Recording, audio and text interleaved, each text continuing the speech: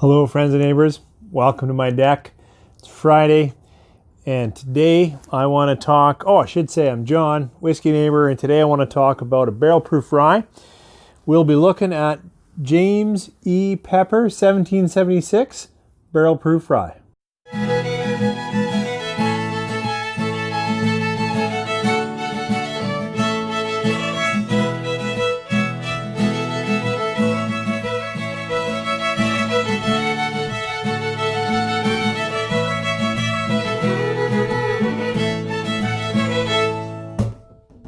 All right, thanks for sticking with me through that short intro. Wanted to talk about, if you follow the channel at all, I hope you know that I appreciate good rye, and I look for new rye most chances I get. This bottle here, I think it looks nice. Nice labeling, nice look, and certainly released straight rye at barrel proof 50. This one's 57.3 or 114.6 proof. Certainly caught my eye when it actually went on sale at the local Wine and Beyond a while back. So I picked it up. And a little bit about, if you're really into history, I don't know enough about the 1776 whiskey. James E. Pepper, as I know, as I just read online, when I picked up the bottle or even before, I understand he was Colonel James E. Taylor, really good in Kentucky with horses, ran a really great stable.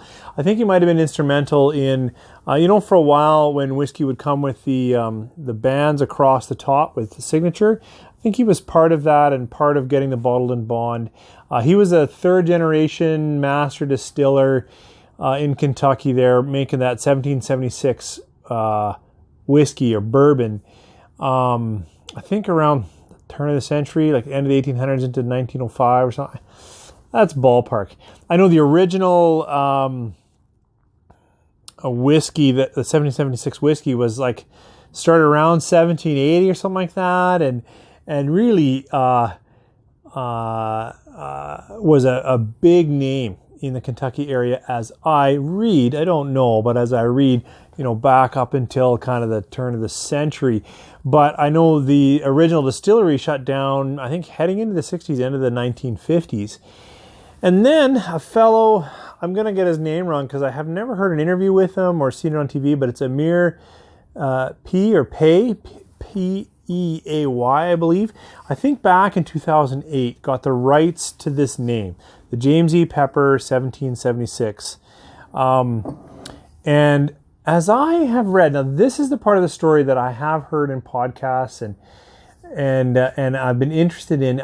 I hear that fellow who bought the rights did a lot of research into how the original whiskeys, bourbons were produced, ryes, and then has endeavored to rebuild the distillery to match at least some of that, to give it an authentic nod. And mostly when people talk about it, it sounds like he's doing a really good job. Someday I got to get down there and check out all the distilleries, including that one. This, however, is very likely still sourced from MGP. I know originally it was for sure when it was released, and I think the distillery, the James E. Pepper distillery, started in like 2017. It's 2019. I think that's ballparkish. But I'm quite sure this is still MGP rye. When you dig around online, it says that it's a 90% rye, which would lend you to think either it's 5% corn and 5% malted barley, or 90% rye and 10% malted barley. But that really confuses me because I think this is from MGP, and I feel like it's their 95.5, the same one that Bullet Rye is, which is a pretty standard mash bill for them producing rye. Anyways, it's definitely over 90% rye. It has some malted barley. Let's see what it's like. Oh, age? I think this one's quite young. Just caught it on the bottle. I was going to say, if it just says straight rye and there's no age, I feel like it's 4 years. It doesn't taste like 4 years. We'll get there. But there it is in tiny print, aged over 2 years. So pretty much confirms this is a 2-year-old rye. It's the barrel proof though. Even the regular comes out at 50, which is quite nice. But this is 57.3. Let's see how it is. If you're new to rye, I certainly wouldn't recommend a barrel proof, but this is a nice pour for you to understand what rye is like. This is a little bit herbal, grassy, but still somehow expressive, a little floral, sweet. This one's a little candy sweet. I find a little bit of cherry, but it's very sweet, so more toward that maraschino canned syrupy cherry.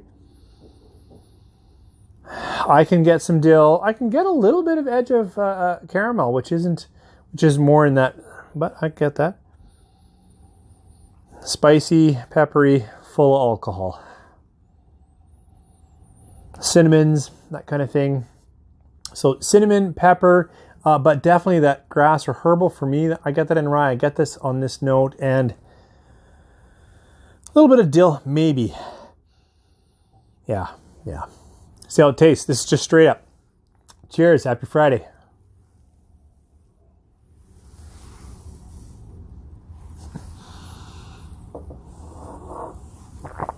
So at over 114 proof, this speaks in your mouth pretty quick. It is spicy and peppery, which I like in rye, but it's also full of alcohol bite and kind of a kick that way too. So you'll feel the heat both. It'll pick up and spice. Oh, a tasty kind of spice, but it'll also, at that kind of hug you, burn a little bit, and let you know that this is a pretty high proof whiskey. Talking a bit longer now, the finish will settle out. It's drying, which I like in rye.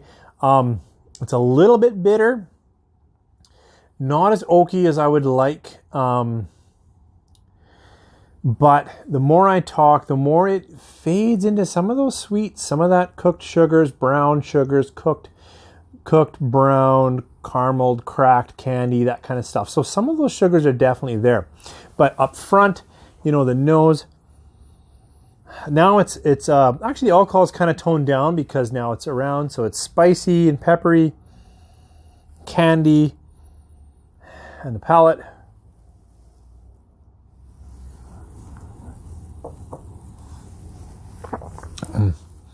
Still quite tasty, honestly. So, gingerbread, no, not gingerbread, but ginger, cinnamon, pepper, and then a little bit of graham cracker into that. I think that's where I went to gingerbread. Yeah, maybe a ginger snap cookie, a little bit. I could say that ginger snap. Not that much fruit, not that much wood. Fades, then the sweetness comes out, the caramels and sugars and cooked things. So, this is a very young whiskey, and because I like rye and because I like barrel proof, I think I don't mind it. I know it's been beat up online a couple of times. A couple of viewers I saw review it. I think if you can get this for a good price, and you like young peppery whiskey and you want some flavor, it's great. I think it would make a hell of a cocktail. If you want something spicy and peppery, it might overwhelm. There's certainly not subtlety or layers to this. It's fairly even keel. Before I add water to it though, so if I'm giving it a star value, I'm trying to coach it a little bit, like if you're not into rye, if you're not into barrel proof, avoid it like the plague. But I actually kind of like this bottle, and I'm happy at 3.5 stars. Absolutely. I find it tasty and enjoy it. So 3.5 stars. Now, I only had, the only thing close to I had it is this lot 4. This is the 11-year 2018 special release. This is at 58.7, so actually pretty close, 57.3, 58.4. So they're very close. This, however, is 100% rye. There's no barley, nothing in it. It's 100%, and it's got an age stamp. It's been cast for 11 years versus 2.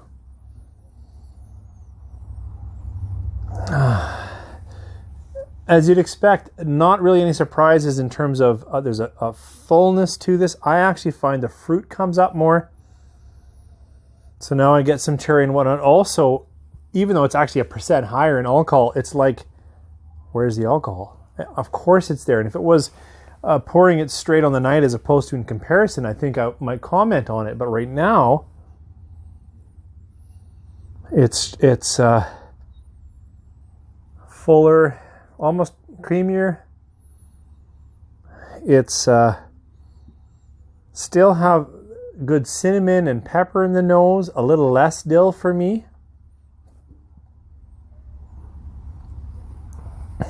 Boy, my mouth started salivating though. It's got a richer texture to the nose. I don't know how to explain a nose that has texture, but that right away draws you in a little bit. It is a significantly better nose. Got to taste it.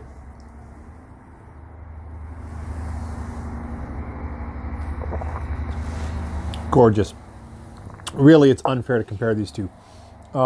This is now, dial the spice back to where it's still interesting and popping around in your mouth, but it's not burning, it's not eating at you.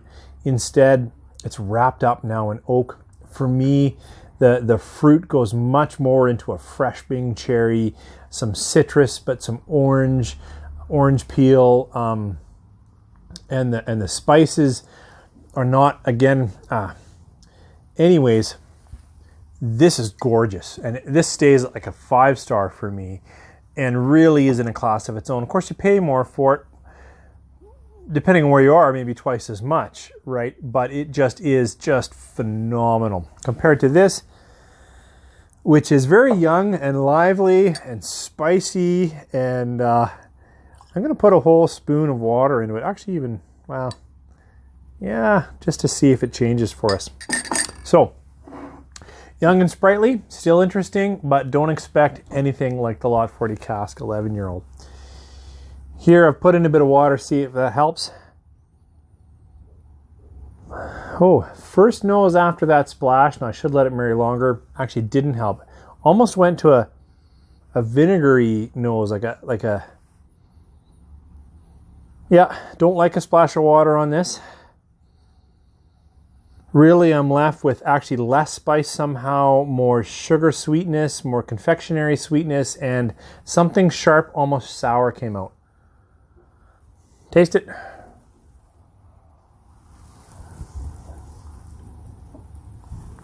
Now that's easier, a little smoother in the palate, certainly easier drinking, not as punchy. Thankfully, some of the flavors that are there in the grains are still coming. Grains, basically rye. But I'm not sure the loss in the nose. Well, it definitely makes it a little smoother, a little more well-rounded in the mouth. So you can enjoy some of the pepper and the spices without the burn and blush of the alcohol. But it's just surprising to me how you can already enjoy that in a better aged product. Look, guys, thanks for joining me on the deck. Hope you can tell that I really like rye. To give 3.5 stars to a 2-year-old rye tells you that really that grain, that pepper and spice and a little bit of herbal, some people say dill or whatnot, to me is just an excellent drink. Thanks for joining me. You guys have a great weekend.